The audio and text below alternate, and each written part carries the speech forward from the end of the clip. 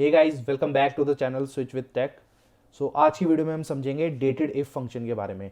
ये जो फंक्शन है ये एक हिडन फंक्शन है। हिडन क्यों कह रहा हूँ मैं आपको, क्योंकि इसमें देखो, जब भी आप कोई फॉर्मूला लिखते हो ना इक्वल टू लगा के और आप लिखना स्टार्ट करोगे तो देखो डेटेड इफ कहीं आ ही नहीं रहा है ना। तो ये हिडन फंक्शन है, ये आपको मैनुअली टाइप करना पड़ेगा। इस फंक्शन का क्या यूज़ है, ठीक है, कहाँ कहाँ हम यूज़ कर सकते हैं। तो यार ये जो फंक्शन है ना बहुत यूज़फुल फंक्शन है। इस फंक्शन से आप कोई भी दो डेट के बीच की कैलकुलेशंस बहुत इजी कर सकते हो। जैसे कि अभी मेरे पास दो डेट्स है, एग्जांपल 1 जनवरी 2021 और एंड डेट है 15 अगस्त 2022। अब इन दो डेट्स के बीच में कितने डेज हो गए या फिर कितने मंथ्स है, कितने ईयर्स है, ये हम कैलकुलेट कर सकते हैं इस फंक्शन से। तो सबसे पहले हम इसका सिंटैक्स समझते हैं। सबसे पहले हमें स्टार्ट डेट सेलेक्ट करनी है, उसके बाद कॉमा एंड डेट, और उसके बाद हमें कोड यूज़ करना है। कोड्स क्या होंगे, जैसे कि ये यहाँ पे वाई, वाई का मतलब हो गया जैसे हमें कंप्लीटेड ईयर्स चाहिए, ठीक है। एम ऐसे ही completed months, D completed days, Y M ये थोड़ा सा कॉम्प्लिकेटेड है, जैसे full completed years are ignored, return months, ठीक है। तो जितने भी ईयर्स कंप्लीट जो कंप्लीटेड ईयर्स होते हैं वो इग्नोर करके मंथ्स हमें रिटर्न कर देगा। ऐसे ही एम डी, इसमें क्या होगा, जितने भी मंथ्स होंगे वो इग्नोर करके हमें डेज दे देगा। तो मैं आपको एक एक करके एग्जाम्पल के थ्रू बताता हूं ताकि आप सबको क्लियर हो जाए। तो देखो, सबसे पहले आपको फॉर्मूला लिखना है, is equal to DATEDIF. अब आप टैब दबाओगे तो कुछ नहीं होगा, रीजन क्योंकि आपको मैनुअली ही लिखना पड़ेगा, ये फंक्शन लिस्ट में है ही नहीं। डेटेड इफ, अब सबसे पहले हमें स्टार्ट डेट सेलेक्ट करनी है, A8 कॉमा, उसके बाद B8 कॉमा। अब जैसे हमें वाई है कंप्लीटेड ईयर्स, ठीक है, तो हमें सबसे पहले हम ईयर्स लेते हैं, वाई डबल कोट्स में लिखना है, हमेशा कोड याद रखना, डबल कोट्स में लिखना है, ब्रैकेट क्लोज एंटर। तो देखो इन दो के बीच में एक साल का गैप है, ठीक है। अगर आप देखो तो एक साल से ज़्यादा का है, ठीक है। वो हम कैसे कैलकुलेट करेंगे, अभी हमें सिर्फ ईयर्स चाहिए थे तो हमने ईयर वाई कोड यूज़ किया और उससे हमें ईयर पता लग गया कि एक साल का गैप है, ठीक है। ऐसे ही हम मंथ देखते हैं, DATEDIF start date comma end date, double quotes में लिखना है एम। तो देखो 19 मंथ्स है, 1 जनवरी से लेके 15 अगस्त तक 19 मंथ्स आ रहे हैं। ऐसे ही अगर हम डेज में चाहते हैं तो यहाँ पे डेज लिख देंगे हम, DATEDIF start date and date comma double quotes में डी। तो एग्जैक्ट हमारे पास है 591 डेज इन दो डेट्स के बीच में, ठीक है।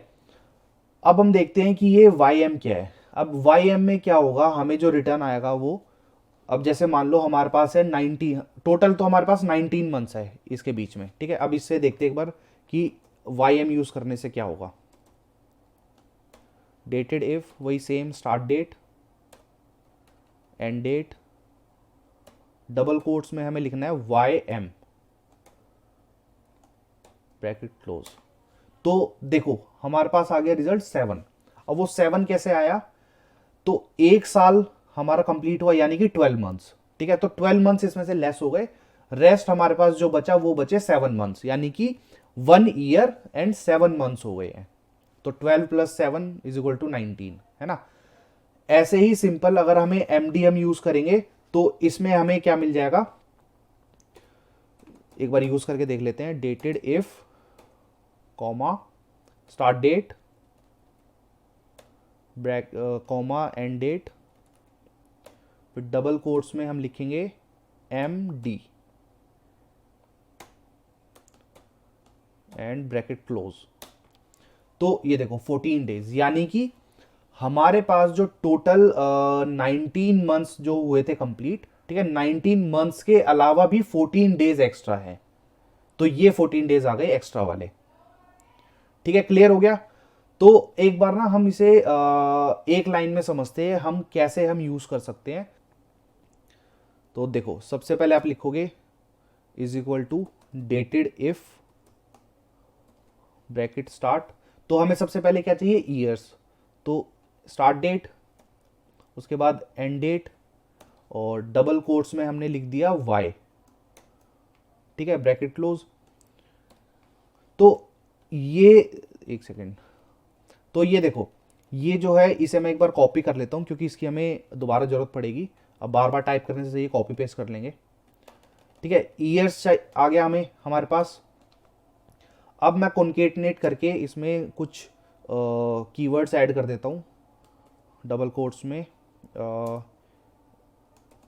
ईयर्स कॉमा, फिर दोबारा से हम लिखेंगे डेटेड इफ। अब उसके बाद हमें क्या चाहिए, ईयर्स के बाद हमें मंथ्स चाहिए, है ना, तो यहाँ पे हम लिखेंगे YM। उसके बाद फिर कॉन्केटनेट करके इसमें कीवर्ड्स ऐड कर देता हूँ मैं, मंथ्स स्पेस, उसके बाद हमने इन्वर्ट कोमास बंद कर दिए, उसके बाद फिर से ampersand and dated if, copy paste किया। अब यहाँ पे हमें क्या चाहिए, लास्ट में डेज चाहिए, यानी कि MD। और यहाँ पे हम दोबारा से लास्ट में कीवर्ड यूज कर लेते हैं डबल कोट्स में डेज, ठीक है। तो ये देखो आप, अब आप सोच रहे हो यार इतना बड़ा सा फॉर्मूला क्या लिख दिया। बहुत सिंपल है, एक बार आप समझोगे ना तो बहुत इजी हो जाएगा। ये देखो, सबसे पहले डेटेड इफ, ठीक है, उसके बाद A8 मतलब starting date and date Y, यानी कि हमें ईयर मिल गया और हमें इसके साथ हमने कीवर्ड जोड़ दिया ईयर्स। उसके बाद डेटेड इफ करके हमने यूज किया YM कीवर्ड, ठीक है। अब YM में हमें मिल जाएगा रेस्ट मंथ्स, उसके बाद हमने कीवर्ड जोड़ दिया मंथ्स। उसके बाद फिर हमने दोबारा से फॉर्मूला जोड़ा डेटेड इफ, और इसमें हमें चाहिए MD यानी कि रेस्ट डेज, और उसके बाद हमने फिर से दोबारा से कीवर्ड ऐड किया डेज। अब एंटर करके देखते हैं क्या आता है रिजल्ट हमारे पास। तो देखो हमारे पास आ गया 1 ईयर, ठीक है। अब ये कीवर्ड में देखो मैंने ईयर से लिख दिया, लेकिन आप इसे ईयर भी कर सकते हो, तो आप चेंज कर सकते हो। 1 ईयर 7 मंथ्स एंड 14 डेज, ठीक है। तो थोड़ा सा इसे एक बार क्लियर वो कर लेते हैं। यहाँ पे देखो मैंने स्पेस नहीं दिया, तो यहाँ पे स्पेस दे देते हैं डेज से पहले, और ईयर्स को हम कर देते हैं ईयर।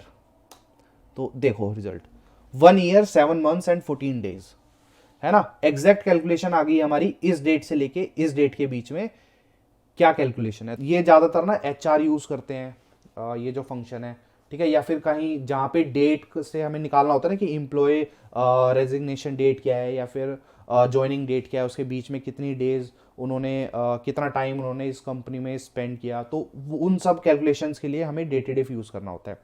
तो आप अपनी एज भी निकाल सकते हो, जैसे फॉर एग्जांपल यहाँ पे अपना डेट ऑफ बर्थ लिखो, ठीक है। जैसे डेट ऑफ बर्थ मान लो आपकी है 1 जनवरी 1992, और 15 अगस्त तक आपके पास कितने दिन हुए, कितने मंथ्स हुए, कितने डेज हुए। ये देखो ये आ गया 30 ईयर 7 मंथ्स एंड 14 डेज, ठीक है। ये है 15 अगस्त तक की। अगर आप आज की डेट डालोगे तो आज की डेट के हिसाब से दे देगा रिजल्ट, ठीक है। तो आई होप आपको क्लियर हो गया होगा। बहुत इजी है, एक दो बार आप यूज करोगे ना तो क्लियर हो जाएगा, और बहुत यूज आने वाला है आपके। जब भी आप कभी डेट से कैलकुलेशन अगर कुछ करनी है आपको, तो हमेशा इस फंक्शन का यूज करना, हिडन फंक्शन का। कभी भी आपको लिस्ट में नहीं आएगा, कहीं आपको इसके बारे में नहीं पता चलेगा। ये जो फंक्शन है बहुत कम लोगों को पता है, और जिन्हें पता है वो बहुत ईजिली कोई भी कैलकुलेशन कर सकते हैं डेट से अकॉर्डिंग। तो आई होप आपको आज की वीडियो पसंद आई होगी। अगर पसंद आई है तो लाइक कर देना।